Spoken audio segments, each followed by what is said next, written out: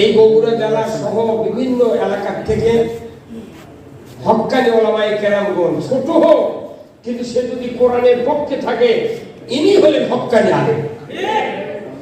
বিরাট degree, বিরাট লেখাপড়া, কিন্তু কোরআনের পক্ষে নাই, ইনি হক্কানি আলেম নয়। হক্কানি আলেমকে যে হকের পথে থাকে সে তো হক্কানি, কথা ঠিক কিনা? যে বেগুন বেচে সে তো বেগুন আলা, যে বাদাম বেচে সে তো বাদাম আলা, যে মাছ বেচে সে তো মাছ আলা, কথা ঠিক কিনা? যিনি হকের পথে থাকেন তিনি হক্কানি আলেম। আমি কথাটা বলবো যে আমরা এখানে এসেছি বিভিন্ন ভাবে, বিভিন্ন কথা আমার কানে আসে।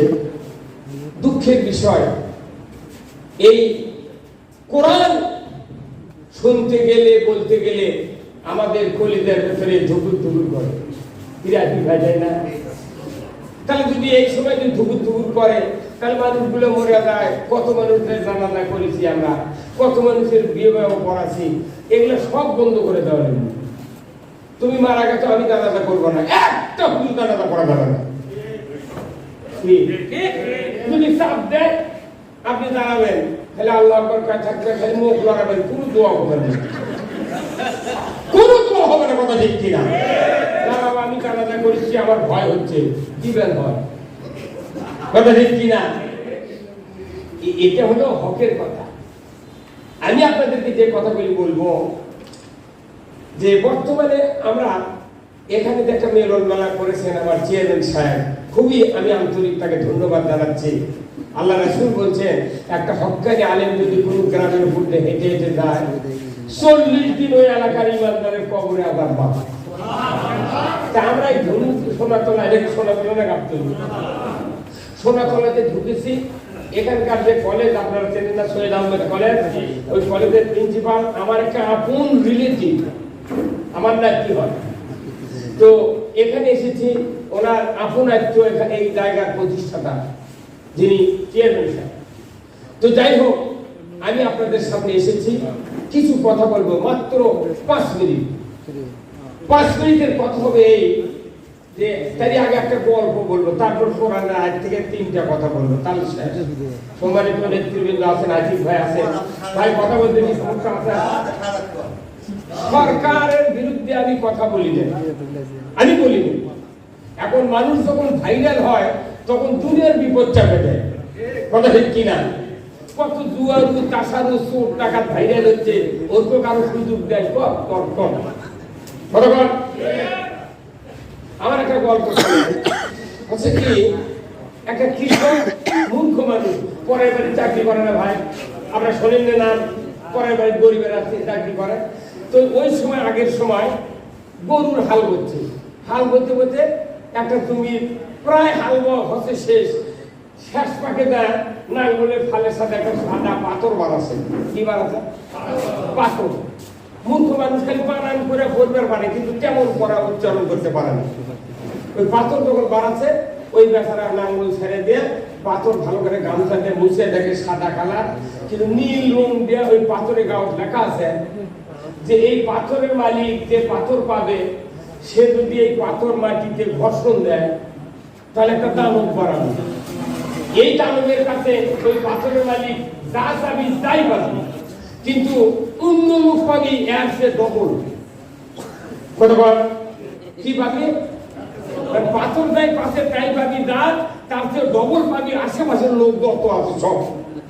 এই কৃষকটা এত হিংসু, কি চিন্তা করতে গেলে আমি খাদ্য করে পাথর বার করলাম, আমার যদি 1000 টাকা হয় তাহলে ওই তো পাবি 2000, আমার যদি 1 জোড়া বলদ হয় তাহলে ওই তো 2 জোড়া, এই যদি একটা হুন্ডা পায় ওই পাবি 2টা হুন্ডা, এই যদি 1 তলা বাড়ি পায়, আমি যদি 1 তলা পাই তাহলে ওই পাবি 2 তলা বাড়ি, আমার বাড়ি যদি একটা রাস্তা হয় তাহলে ওই পাবি 2 রাস্তা। আমি এই কাম করবো না, রাগ করে পাথর ফেলে দিচ্ছে। আবার 3 পাক দেওয়ার পর আবার পাথর পাশে চিন্তা করতে কি করি, ফেলে দেবো, বাড়িতে দিয়ে যাই।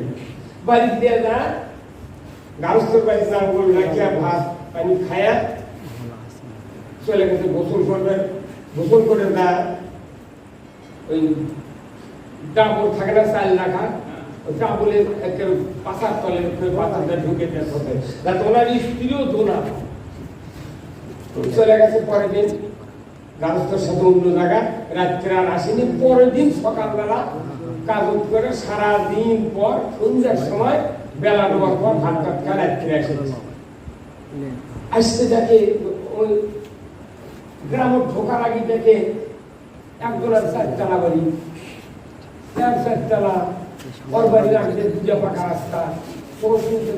ব্যাপার তোর গ্রাম আর চিন্তা করছে না। তোর বলেছে ভাই এই গ্রামের নাম কি?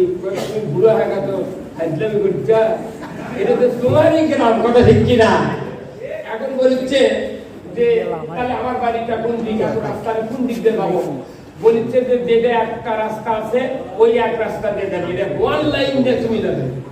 এই 4 লাইন, 4 লাইন, 5 লাইন, 2 লাইন নয়। 1 লাইন তোমার আর 2 লাইন আমাদের গোটা গ্রামে। ওই তো আরো ব্যাপার কি, তোর বাড়ির দরজা ওই যে ওনার স্ত্রী আছিল সারাদিন করছি ওই পাথর ওই মাঝে ঝাড় দেবার লেগে সামটার মাথা দিয়ে ওই পাথরটাকে ভারী করে কি তোর পাথর বার করছে করে, তখন ওই পাথর ওনার স্ত্রী আবার 8 পাস মূর্খ মানুষের স্ত্রীগুলো শিক্ষিত হয়। এখন ওই পাথর বার করে দেখে এই পাথরের মালিক যদি মাটির ঘর্ষণ দেয় তাহলে একটা দানব আসবে, দানবের কাছে যা চাবে তাই পাবে, কিন্তু পাথরের মালিক যা পাবে অন্যরা তার ডবল পাবে। এখন এই নিয়ে চিন্তা করতে গেলে আমার ছেলেরা মাঝে মাঝে রাখানি করে, স্বামী চাকরি করে, সবকিছু করে, আমার বাড়ি নেই, ঘর নেই, টাকা নেই, পয়সা নেই, কি করি? ওই ব্যাপারটা করছে কি ঘর্ষণ দিয়ে দানবের পথে আমার 2 তলা বাড়ি করে দাও, আর আমার 1 জোড়া গরু দাও, একটা পুকুর দাও, একটা রাস্তা করে দাও, আমার ভাঙ্গা বাক্স সব টাকা দিয়ে ভরে দাও, তালা সব ভাঙতে ভরে দাও, কোন দিন ফাঁকা না থেকে পুকুর দাও একটা করে, খাতে যা লাগবে সব নেছে। ওর স্বামী ছেলেকে আর কোনো কাজ করা লাগবে না, এই করে সারাদিনে কমপ্লিট। এই হিংসুর কম গেছে দরকার তার ডাক দিয়ে স্ত্রীর মন যার যদি স্বামী আসে জীবনের মনে কাম করা শেষ, ওর পাও ধুয়ে দেবো, সালাম দিয়া স্বামী চুমা খাবো, আর আমাকে পরের বাড়ির কাজ করা লাগবে না। এই স্ত্রী বদনার পানিলে দরকার বসে এই বেচারা ঢুকিছে, ঢুকে এগুলো কাজ আবার দেখে কিন্তু এই কাম করলো কে? ওই সোজা করে ঘরের মধ্যে গেছে, যা ওই ডাবরের গোয়ার তলে হাতার থেকে স্ত্রী করছে আপনি দৃষ্টি দেখেন একটা জিনিস তো কোনো কোথা আপনি খাবেন তো সেই জিনিস আমার বাস করে পাবো। তখন বলছে এই কাম করলো কে, এই কাম করলো কে? তখন ওই বউ করছে না তুমি বসো তো, তোমার পরে খেতে যা লাগে তোমার আর কাউ বাড়ির কাজ করা লাগবে না, তোমার জমি টাকা পয়সা ধান চাল যা দরকার সব হয়ে গেছে, বসে থেকে তুমি খাবে। কথা বলে স্বামী করছে না ওই পাথরটা তো আমাকে দে, ধমক দিয়ে বকি স্ত্রীতে পাথর নিয়ে সমানে আবার বাড়তে ধরো দলন মারলি। তখন ওই দানব হাজির হয়ে গেছে, দানব তখন আমাকে আবার কেন টাকা হলো? তোর বলেছে ওই স্বামী বলেছে যে তুমি আমার 100 টাকা করে দাও। কথা বলে কি করছে? 100 টাকা করে দাও আঙ্গুলের ভুতে দিয়ে। তখন স্ত্রী তার পাও ধরে করতে দেখেন নইমের বা অনুরোধ করতেছি আপনার 100 টাকা হয়ে গেলে আপনি একদিক দেখে পাবেন, একদিক পাবেন না, কেন তখন চলতে না দেও কেন করে? ওর হিংসা কি জানেন যে 100 যদি আমার কানা করে ওর কিন্তু 200 কথা বলে না।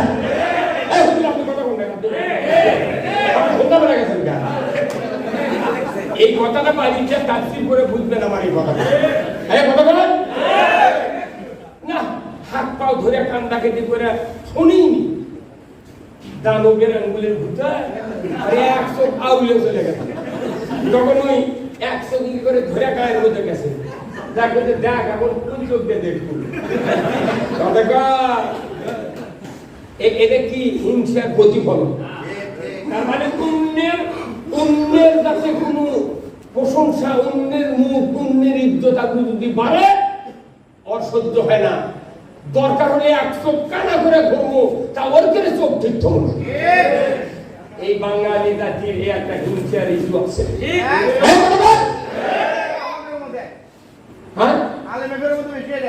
আরে এটা কিনা আলিম সবার মধ্যে আছে, আলিমদের মধ্যে কোনো হিংসা নেই। মদ আপনি জানেন না, সূরা মায়দার 12 নম্বর আয়াত পড়ে দেখবেন, ইসনা আশারা নাকিবান 12টা দলপতি ছিল, তারা এমপির পোস্টের মতো লোক।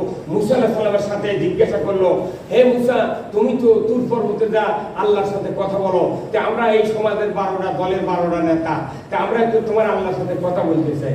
তখন মুসা আলাইহিস সালাম বললেন যে না, তোমরা তো আল্লাহ দেখতেও পাবে না, কথা বলতে পারবে না। আমি পাহাড়ে যাই, কোথা থেকে কথা হয় তাও আমি তো দেখার জন্য একদিন চেষ্টা করলাম।